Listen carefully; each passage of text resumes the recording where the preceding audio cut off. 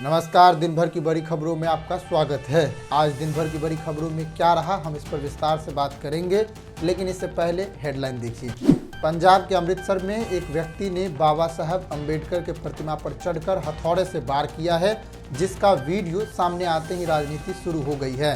कांग्रेस ने कहा यह गहरी साजिश है, वहीं भाजपा ने पंजाब सरकार को जिम्मेदार ठहराया है। लोकसभा में नेता प्रतिपक्ष राहुल गांधी ने एक रैली को संबोधित करते हुए कहा, मोदी सरकार जातिगत जनगणना कराने से डरती है, हम आरक्षण के 50% की सीमा को तोड़ देंगे। राहुल ने कहा, दलित और पिछड़ों को गुलाम बनाया जा रहा है। जब आईआईटी और आईआईएम के विद्यार्थियों को नौकरी नहीं मिल रही है तो आपको कहां से मिलेगा। वक्फ बोर्ड से जुड़े संशोधन विधेयक को संसदीय समिति द्वारा मंजूरी दे दी गई है। पिछली बैठक में विपक्ष के सभी सांसदों को निष्कासित कर दिया गया था। महाकुंभ में विश्व हिंदू परिषद कराएगा बौद्ध सम्मेलन। 10 फरवरी से 3 दिनों तक चलेगा ये सम्मेलन। इससे पहले हिंदू सम्मेलन का आयोजन होता रहा है विश्व हिंदू परिषद के द्वारा। सुप्रीम कोर्ट ने सांप काटने से हो रही मौतों की बढ़ोतरी पर केंद्र सरकार से जरूरी उपाय करने को कहा है। सुप्रीम कोर्ट ने कहा कि राज्य सरकारों के साथ मिलकर सांप काटने के बाद सही इलाज उपलब्ध कराया जाए। उत्तराखंड यूनिफॉर्म सिविल कोड यानी समान नागरिक संहिता को लागू करने वाला भारत का पहला राज्य बन गया है। उत्तराखंड के मुख्यमंत्री ने कहा, हलाला और 3 तलाक जैसे चीजों पर पूरी तरह से रोक लगाई जाएगी। बड़ी खबरों की सुर्खियों में आज के लिए इतना ही। अब हम रुख करते हैं बड़ी खबरों की ओर, जिसे समझना जरूरी है। आप वीडियो को अंत तक देखिए और कमेंट भी किया कीजिए।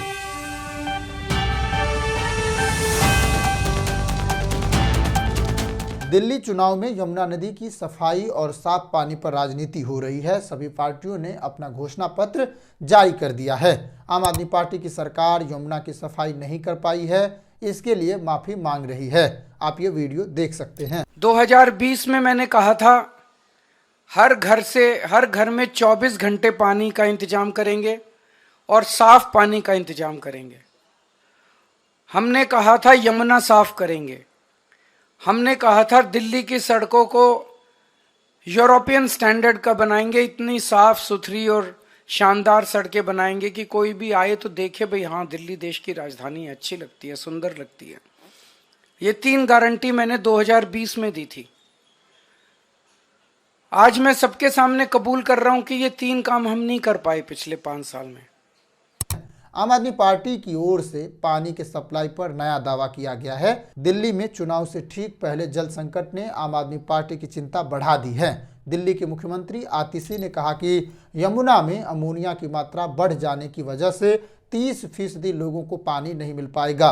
उन्होंने इसके लिए हरियाणा सरकार और भारतीय जनता पार्टी को दोषी माना है, क्योंकि हरियाणा में भारतीय जनता पार्टी की सरकार है। आतिशी ने कहा, चुनाव को प्रभावित करने की कोशिश की जा रही है, ये एक चाल है। उन्होंने चुनाव आयोग को चिट्ठी लिखी है और मिलने का समय भी मांगा है। आम आदमी पार्टी के मुखिया अरविंद केजरीवाल ने कहा कि भाजपा वाले यमुना में जहर मिलाकर भेज रहे हैं। मुख्यमंत्री आतिशी ने आरोप लगाया कि हरियाणा की सरकार से यमुना में अत्यधिक अमोनिया वाला पानी छोड़ा जा रहा है। इसकी वजह से दिल्ली के 3 बड़े वाटर ट्रीटमेंट प्लांट, जिसमें वजीराबाद, चंद्रावल और ओखला का वाटर ट्रीटमेंट प्लांट बंद होने की कगार पर है। मुख्यमंत्री ने कहा कि इसकी वजह से दिल्ली के 30% लोगों को पानी नहीं मिलेगा। आरोप है कि हरियाणा की ओर से यमुना में अत्यधिक अमोनिया वाला पानी छोड़ा जा रहा है। इसकी वजह से दिल्ली के 3 बड़े वाटर ट्रीटमेंट प्लांट बंद हो सकते हैं। मुख्यमंत्री ने एक्स पर लिखा, चुनाव में हार के डर से भाजपा दिल्ली वालों को प्यासा मारना चाहती है। भाजपा अपनी हरियाणा सरकार से यमुना नदी में जहरीली पानी छुड़वा रही है। पानी में इतना अमोनिया है कि दिल्ली के 3 वाटर ट्रीटमेंट प्लांट बंद होने की कगार पर है। दिल्ली के 30% लोगों को पानी नहीं मिल पाएगा। हिंदू धर्म में पानी रोकने से बड़ा कोई पाप नहीं होता है। दिल्ली के लोग भाजपा वालों को इस पाप का जवाब 5 फरवरी को देंगे। ये इशारा उन्होंने चुनाव की तरफ किया है। आतिशी ने कहा, हरियाणा की भाजपा सरकार ने दिल्ली वालों को पानी की आपूर्ति बाधित करने के लिए फैक्ट्रियों का सारा पॉल्यूशन यमुना में छोड़ना शुरू कर दिया है। पिछले 10 दिनों से भाजपा सरकार अमोनिया वाला प्रदूषित पानी यमुना में छोड़ रही है, आतिशी ने दावा किया है। यमुना में अमोनिया का स्तर लगातार बढ़ रहा है और 7.2 मिलीग्राम तक पहुंच गया है। उन्होंने कहा कि यह जहरीला पानी जो हरियाणा सरकार छोड़ रही है, अगर ये प्लांट बंद हो जाएंगे तो बहुत सारे इलाकों में दिक्कत हो सकता है। उन्होंने इन इलाकों के नाम भी गिनवाए। मुख्यमंत्री ने कहा कि सिविल लाइन्स, हिंदू राव, करौल बाग, पहाड़गंज, झंडेवालन, राजेंद्र नगर, पटेल नगर, सादीपुर, वजीरपुर, पंजाबी बाग, जहांगीरपुरी, आदर्श नगर, मॉडल टाउन, सकूर बस्ती, आजादपुर, कालकाजी, बाटला हाउस, सुखदेव विहार, कालिंदी कुंज और इसके अलावा एनडीएमसी के इलाके में पानी की सप्लाई बंद होने की कगार पर है। केजरीवाल ने इस पर विस्तार से टिप्पणी करते हुए कहा, लोगों को प्यासा मारने से बड़ा कोई पाप नहीं होता है। अपनी गंदी राजनीति के लिए बीजेपी दिल्ली वालों को प्यासा मारना चाहती है।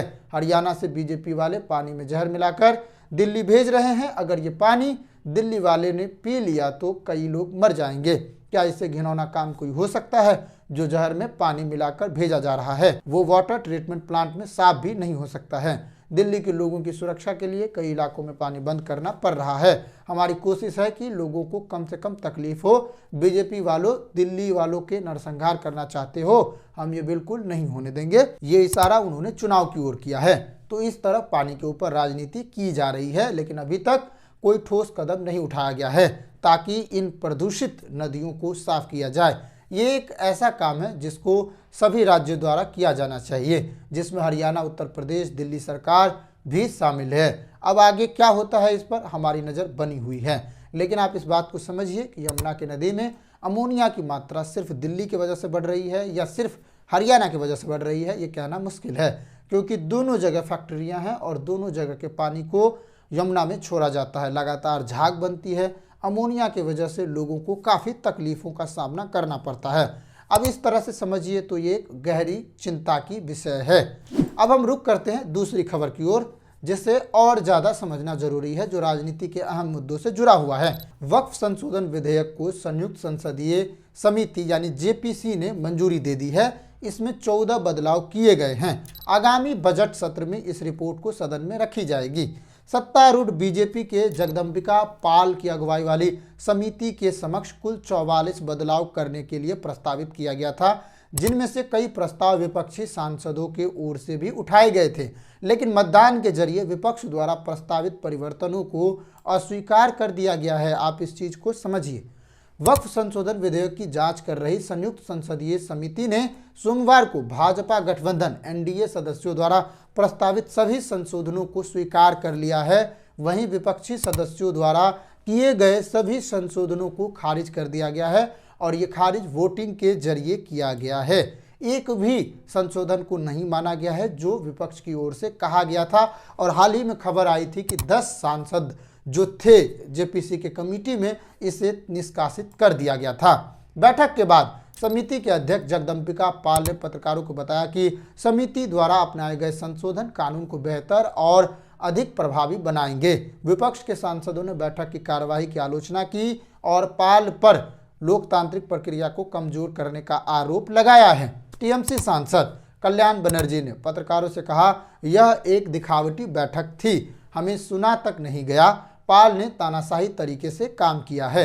वहीं पाल ने इन आरोपों को खारिज किया है और कहा कि पूरी प्रक्रिया लोकतांत्रिक थी और बहुमत के जरिए ही फैसला लिया गया। समिति के समक्ष कुल 44 बदलावों के प्रस्ताव पेश किए गए थे, लेकिन 14 प्रस्तावों को ही मंजूरी दिया गया है। पाल ने कहा कि विपक्ष के सदस्यों ने विधेयक की सभी 44 धाराओं में सैकड़ों संशोधन प्रस्तावित किए थे, लेकिन उन्हें मतदान के जरिए खारिज कर दिया गया है। समिति द्वारा प्रस्तावित महत्वपूर्ण संशोधन यह है कि वर्तमान कानून में मौजूदा वक्फ व यूजर के आधार पर मौजूदा वक्फ संपत्तियों को चुनौती नहीं दी जा सकती है, अगर इन संपत्तियों का उपयोग धार्मिक उद्देश्यों के लिए किया जा रहा हो। बैठक में भाजपा सांसदों ने 10 संशोधन पेश किए और सभी संशोधनों को मंजूरी दे दी गई है। वहीं विपक्ष की ओर से कई संशोधन पेश किए गए थे, लेकिन सभी को मतदान के बाद खारिज कर दिया गया है। विपक्ष द्वारा पेश किए गए सभी संशोधन 10 से 16 के मतों के से खारिज किया गया है, जबकि भाजपा के सभी संशोधनों को 16 से 10 मतों से स्वीकार किया गया है। इसे समझना इसलिए जरूरी है क्योंकि ज्वाइंट पार्लियामेंट्री कमेटी यानी संयुक्त संसदीय समिति जो जांच करती है, चीज़ों पर सवाल उठाती है और इस बात को निर्णय करती है कि दोनों सदस्यों द्वारा यानी विपक्षी सदस्यों द्वारा और पक्ष के सदस्यों द्वारा मिलकर इस पर निर्णय लिया जाए, इसीलिए इसे जेपीसी कहा जाता है, ज्वाइंट पार्लियामेंट्री कमेटी कहा जाता है। लेकिन अगर ज्वाइंट जैसी चीज़ें इसमें ख़त्म हो जाएगी, अगर दोनों आपस में बैठेंगे और दोनों की बातें शामिल नहीं होगी, तो फिर इस संसदीय समिति की महत्व क्या रह जाती है, ये सबसे बड़ा सवाल है। हालांकि इस पर अब विपक्षी पार्टियां किस तरह से निशाना साधती है और इस पर किस तरह के आरोप लगते हैं, ये सभी अभी देखना बाकी है, लेकिन आरोप तो लगने शुरू हो गए हैं और वो लगना जाहिर था। नमस्कार, आज के एपिसोड में इतना ही। अब हम आपसे अगले एपिसोड में पुनः मुलाकात करेंगे। तब तक देखते रहिए सान इंडिया। अपने दोस्तों, यार, मोहब्बत वालों में आप वीडियो को शेयर कर सकते हैं। नमस्कार, जय हिंद।